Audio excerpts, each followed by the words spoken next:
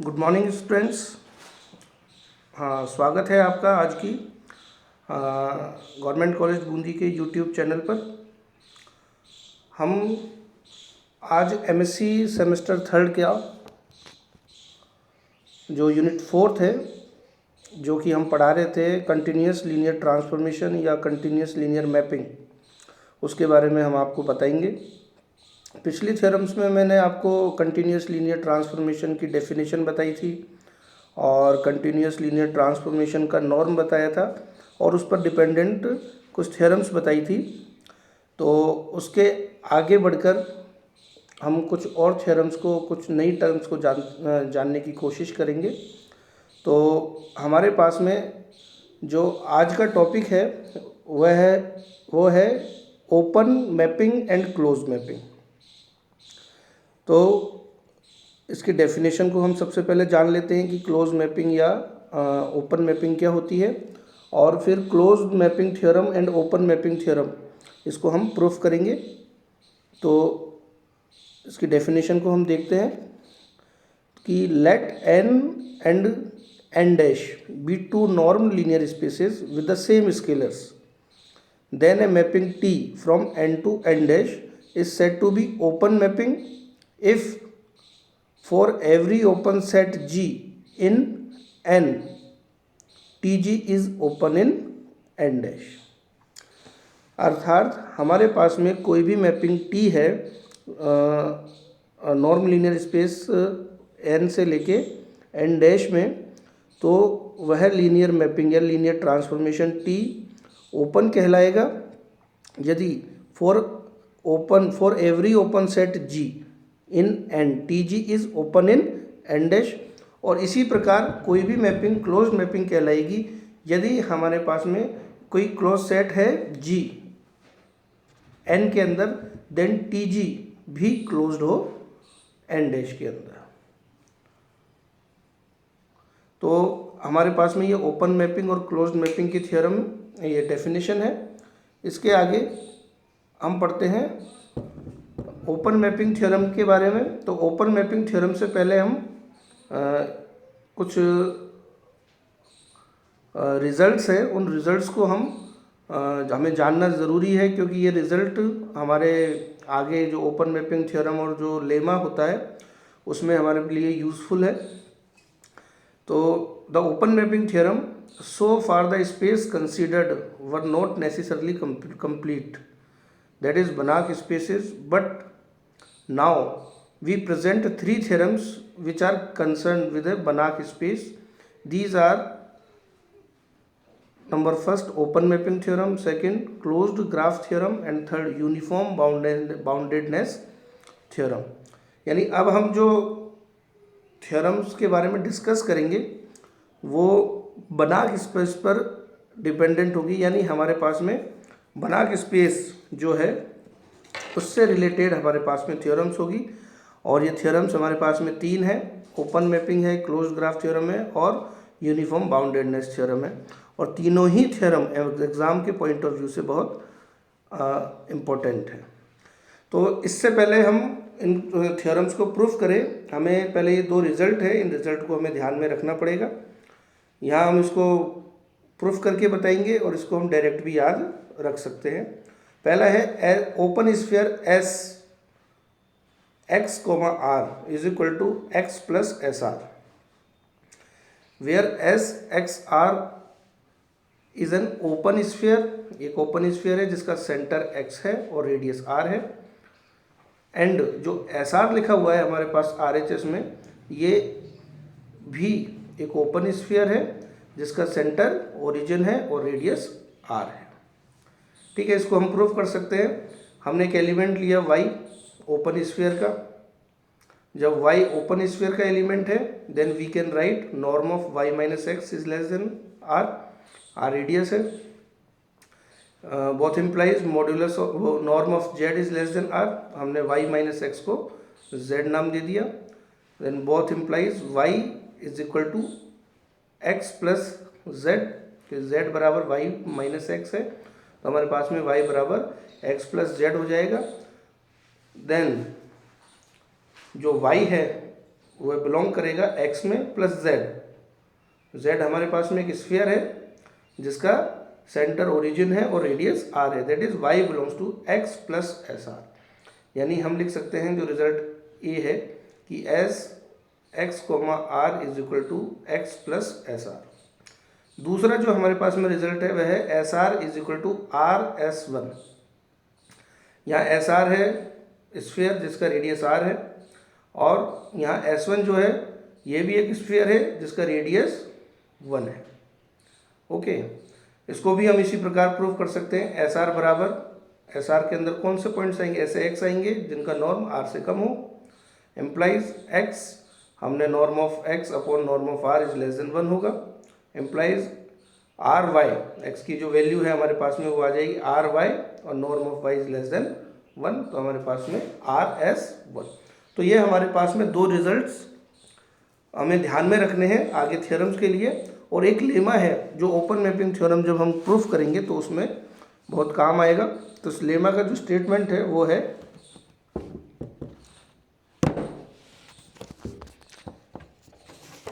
ये स्टेटमेंट हमारे पास में कि let B and B dash B Banach spaces and T be a continuous linear transformation of B onto B dash, then the image of each open sphere centered at the origin in B contains an open sphere centered at origin in B dash। मतलब हमारे पास में दो बनाक space हैं B और B dash, और T कोई कंटिन्यूस लीनियर ट्रांसफॉर्मेशन है B onto B dash, then the image of each open sphere centred at the origin in B, यानी B के अंदर हमारे पास में कोई ओपन स्फीयर है, उसकी जो इमेज होगी वह कंटेन करेगी an open sphere centred at the origin in B dash, एक ऐसे ओपन स्फीयर में जो बी डैश का होगा। ठीक है, तो हमारे पास में जो बी के अंदर कोई भी ओपन स्फीयर है उसकी जो इमेज है वह कंटेन्स होगी बी डैश के अंदर किसी ओपन स्फीयर में जिसका सेंटर ओरिजिन है। तो इसको हमें ध्यान में रखना पड़ेगा। अब आगे देखते हैं हम ओपन मैपिंग थ्योरम, एग्ज़ाम के पॉइंट ऑफ व्यू से बहुत इंपॉर्टेंट है। जैसा कि आप देख सकते हो इमेज में कि ये कई बार आई हुई है हमारे पास, और एमएससी के एग्ज़ाम्स में कई बार अलग अलग यूनिवर्सिटीज़ में आई हुई है, और ये आगे ओपन यानी हमारे पास जो टॉपिक है कंटिन्यूस लीनियर मैपिंग या कंटिन्यूस लीनियर ट्रांसफॉर्मेशन, उसमें ये बहुत अहम रोल निभाती है। तो प्रूफ है हमारे पास में, इसका स्टेटमेंट है कि let B and B dash B Banach spaces and T be a continuous linear transformation of B onto B dash, then T is an open mapping. T is an open mapping. Open mapping की definition हमने सबसे पहले starting में पढ़ ली थी कि open mapping क्या होती है, कि कोई भी मैपिंग टी ओपन मैपिंग कहलाती है यदि एक ऐसा ओपन सेट किसके अंदर बी के अंदर विद्यमान है कि उसकी जो टी इमेज है यानी टी जी वो भी ओपन हो दूसरे बी डैश के अंदर। तो हम ये इसी तरीके से हम इसको प्रूफ करेंगे। हम मान के चलते हैं कि let T B to B dash be a continuous and onto. तो हमें प्रूफ करना है कि जो टी है वो ओपन मैपिंग होगी। तो हम मान के चले हैं कि टी कंटिन्यूस मैपिंग है और ऑन टू मैपिंग है। अब हम एक सेट लेते हैं जी, ओपन सेट, किसके अंदर, बी जो बनाक स्पेस है उसके अंदर हम लेते हैं, और हमें प्रूफ करना है कि जो इसकी टी इमेज है दैट इज टी जी, ये भी ओपन होगी सेट बनाक स्पेस बी डैश के अंदर। तो हमने एक सेट लिया जी, ओपन सेट बी के अंदर, तो let G be an open set in B. Now to prove that T G is an open set in B dash, इसको हम प्रूफ करेंगे। तो इसको प्रूफ करने के लिए ओपन सेट कैसे प्रूफ करते हैं हम जानते हैं, इंटीरियर पॉइंट्स की डेफिनेशन जानते हैं, ओपन सेट कैसे प्रूफ किया जाता है हम जानते हैं। तो हमने माना कि y कोई एलिमेंट है टी जी का, एम्प्लाइज जब y टी जी का एलिमेंट है तो कोई ऐसा x विद्यमान होगा जिसकी इमेज y के बराबर होगी, that is y is equal to T X for some x belongs to g। Now since g is an open set in B, चूँकि जी बी के अंदर एक ओपन सेट है, so there exist an open sphere S X comma R in B centred at X such that उस open sphere, वो जो open sphere है वो कंटेन होगा जी के अंदर। और चूंकि हम जो अभी लास्ट रिजल्ट निकाला उसमें हमने कहा कि एस एक्स कोमा आर बराबर है एक्स प्लस एस आर के, तो इसकी वैल्यू हमने एक्स प्लस एस आर लिखी। तो X plus S R is also contain in G where S R is an open sphere in B centred at origin. Now अब हमने lemma पढ़ा था कि ये जो हमारे पास में लेमा था कि अगर T कोई कंटिन्यूस लीनियर ट्रांसफॉर्मेशन है B से B डैश में, then the image of each open sphere centred at origin in B contains an open sphere centred at the origin in B dash.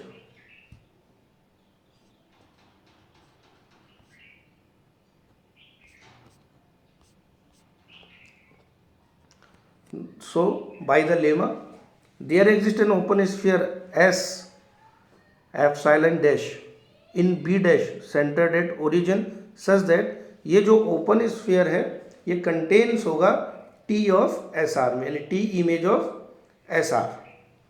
हमारे पास में एस आर एक open set है, उसकी T इमेज कंटेन करेगी S epsilon dash को by the lemma.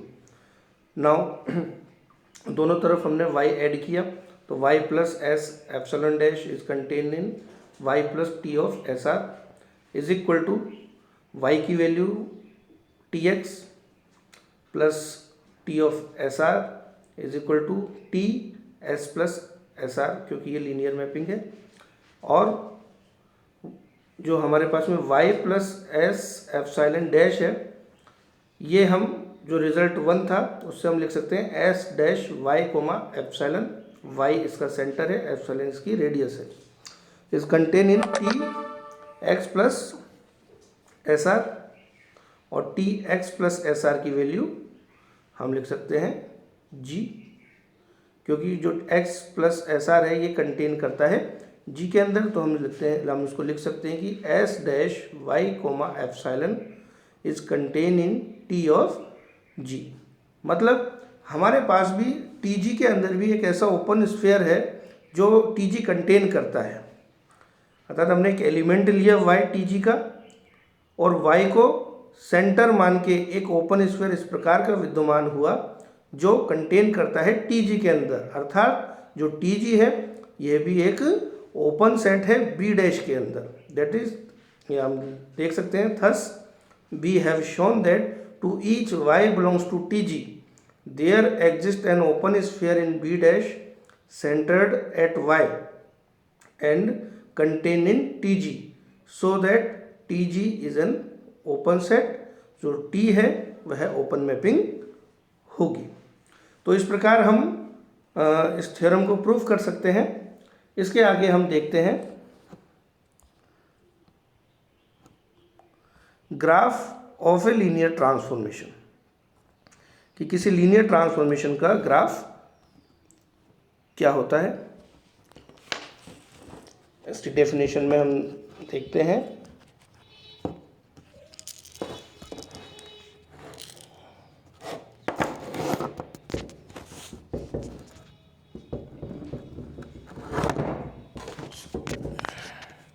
Graph of A linear transformation. Let T be a linear transformation of a Banach space B into another Banach space B dash, then the graph of T is denoted by Tg is the subset of B cross B dash, यानी B और B dash जो हमारे पास में Banach space है इनके Cartesian product का subset जो है वह Tg, वह ग्राफ ऑफ लीनियर ट्रांसफॉर्मेशन कहलाता है, which consist of all ordered pairs of the form x, tx, जो x, tx टाइप के ऑर्डर्ड पेयर्स को कंटेन या कंसिस्ट करता है।